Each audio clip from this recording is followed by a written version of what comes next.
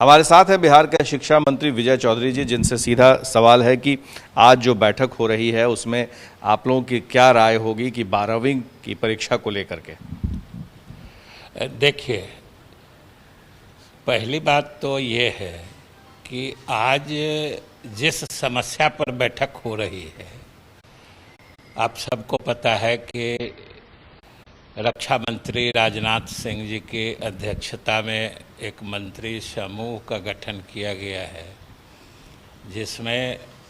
जो चाहे सीबीएसई के द्वारा या आईसीएसई या अलग अलग राज्यों के जो परीक्षा समितियां हैं, 10वीं और 12वीं की परीक्षा जो लगातार स्थगित चल रही है, उनको कैसे आयोजित किया जाए, इसी के संबंध में विचार विमर्श हेतु आज की बैठक आयोजित की गई है। सबसे पहले तो मुझे बताते हुए प्रसन्नता हो रही है कि आज जिस समस्या के समाधान के लिए बैठक हो रही है, बिहार ने सतर्कता दिखाते हुए और बिहार ने समय से पहले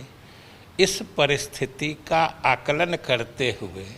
हम इस समस्या में फंसे ही नहीं। ये हम नहीं जानते हैं कि और भी कहीं हुआ होगा, लेकिन हमारी समझ से बिहार पहला राज्य है जिसने इस कोविड संक्रमण के काल में भी 10वीं और 12वीं की परीक्षाएं न सिर्फ नियत समय पे हमारे विद्यालय परीक्षा समिति ने आयोजित करवाया, बल्कि 100 समय उसके नतीजे भी, परिणाम भी प्रकाशित कर दिए गए। आप सबने देखा होगा कि जब कहीं नहीं बल्कि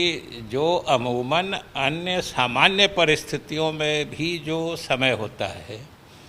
हम लोगों ने उससे भी पहले मार्च के अंतिम सप्ताह में 12वीं के नतीजे घोषित कर दिए। तो आप जिस मॉडल को अपना रहे थे और आपने पहले ही इसको एक तरह से आभास हो गया था और आपने परीक्षा भी ले ली और रिजल्ट भी निकाल दिए, तो आखिर आईसीएसई बोर्ड या फिर सीबीएसई बोर्ड क्यों इसमें पिछड़ गए? नहीं, अब देखिए, उसके संबंध में तो हम बताने की स्थिति में नहीं हैं कि उन्होंने क्या समझा, या हो सकता है कि समय पर पूरे स्थिति के आकलन नहीं कर पाए हों और आज की बैठक इसी संदर्भ में है। आप क्या उनको प्रस्ताव देंगे कि किस तरीके से अब, जबकि आईसीएसई, आपने तो बीएसईबी का कह दिया, पर आईसीएसई और सीबीएसई बोर्ड या अन्य स्टेट में भी जो बोर्ड्स हैं, उनकी परीक्षाएं किस रूप में आयोजित हो ताकि इस संक्रमण काल में भी वो वैसा ही कर पाए जैसा कि आपने किया? नहीं, देखिए, संक्रमण काल की भी तीव्रता अलग अलग होती है। अभी तो संक्रमण की तीव्रता अब तो खैर नियंत्रण में आ रही है, लेकिन पिछले महीने अप्रैल के 3rd वीक जाते जाते तो संक्रमण अपने चरम पे था। तो अब जब नियंत्रण में आ रही है, जब संक्रमण नियंत्रित हो जाए, तो निश्चित रूप से हम लोगों का मानना है कि परीक्षाएं तो होनी ही चाहिए। मजबूरी में हम लोग बाकी चाहे 6ठी, 7वीं, 8वीं इन लोगों को तो विशेष निर्णय के तहत बिना परीक्षा के भी इन लोगों को प्रमोट कर देते हैं, लेकिन 10वीं 12वीं बोर्ड के समय या बोर्ड परीक्षाओं का विकल्प सीधे प्रमोट करना नहीं हो सकता है। वहाँ से आपके समझ से परीक्षा होनी ही चाहिए, चाहे जिस रूप में ले, जब लें, और परीक्षाएं होनी चाहिए, और उसका एक मॉडल बिहार ने दिया है।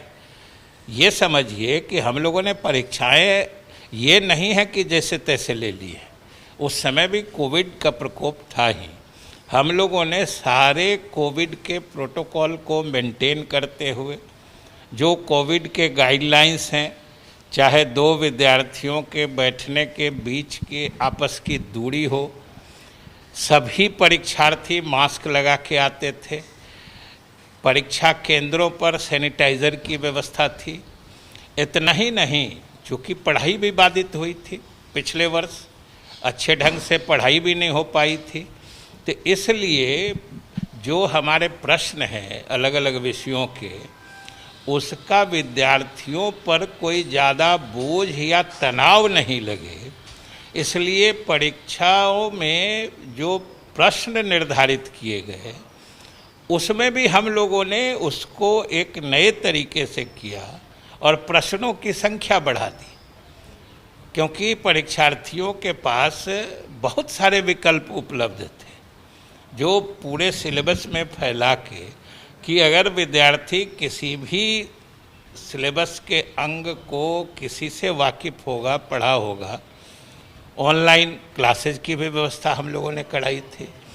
तो इसलिए विद्यार्थियों के तरफ से भी कोई शिकायत नहीं आई है कि बिना पढ़ाई के परीक्षा हो गई। हम लोगों ने विकल्प बढ़ा दिया, ऑनलाइन क्लासेस आए और हमारे ख्याल से हमारा मॉडल, बिहार का मॉडल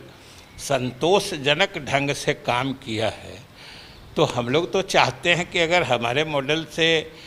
समय पर परीक्षाएं हुई है और शिकायत रहित ढंग से हुई है, तो ये तो CBSE, ICSE या जो मंत्री समूह है या अन्य राज्यों की परीक्षा समितियां हैं उनको निर्णय करना है। वो अगर चाहें तो कर सकते हैं। साफ तौर पे, सीधे तौर पे शिक्षा मंत्री ने कहा कि बिहार मॉडल को अगर अपनाया जाएगा तो शायद कहीं कठिनाई या परेशानी नहीं होगी, ना ही छात्रों को और ना ही जो बोर्ड्स हैं उनको। हमारे सहयोगी विशाल और राजेश के साथ प्रकाश कुमार, ABP न्यूज़, पटना।